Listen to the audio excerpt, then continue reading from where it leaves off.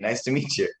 Nice to meet you as well. Well, where do we start with you playing, the man, the legend, and someone who is kind of so current as well? There's one thing playing somebody who maybe has passed years ago, but to play the young version of Colin Kaepernick must have been challenging. And I don't want to be a cliche because everyone's going to be asking you the same thing.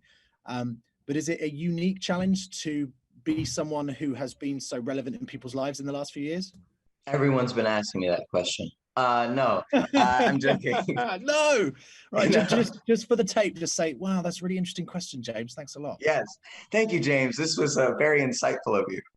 No, it's great fun trying to mimic someone who is alive because it's not an opportunity that comes often, but it's one that's very challenging, and it's one that I love to be challenged by. I think you learn a lot about yourself because the situations are very current, very fresh, and so thusly you learn a lot about current times in society and maybe a lot about yourself as well. But I think the most important part about it is that the audience can really connect to the situation because they've watched it unfold, right? So you've seen Colin Neal, you've seen him play football, but now know why this is where he is. So it's a very incredible way to tell a story. Now, is football your sport? No, I'd never played any team sport growing up. I think I did soccer for like 2 weekends, and a kid kicked me, and my mom was like, ah! So I didn't do it again. And then I started skateboarding, and I broke my wrist a million times. So I don't know what the big deal was. Which wrist?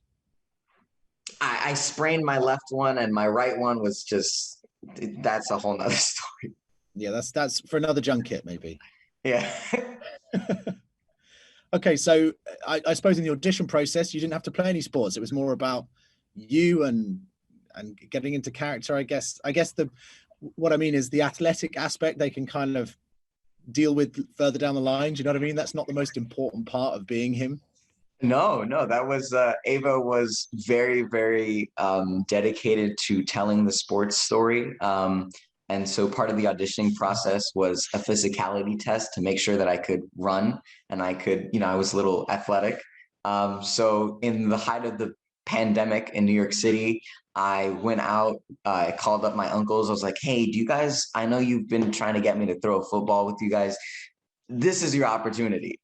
So, we went out to the park and we would throw football, and my mom was recording me, and they're like, holy cow, we have so much work to do. That was great. And then after I sent in that tape, we did a test, another physicality test in Los Angeles.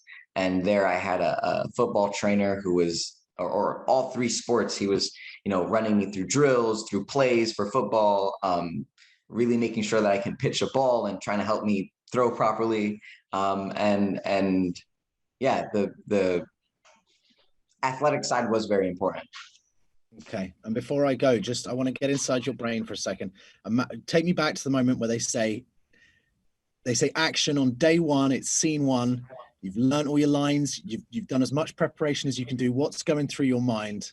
You're there at the precipice, at the verge of a big Netflix series that the world is going to watch. What's going through your head? I was on a bicycle. It's the scene where I'm biking into Dee Dee's house. I don't know how to ride a bicycle, but I'm gonna do it. I'm gonna make Ava proud. I'm gonna make Colin proud, and I'm gonna teach the world a beautiful story. That is a lovely way to end it. Jaden, thank you so much. Thank you, James. Have a good one. You too.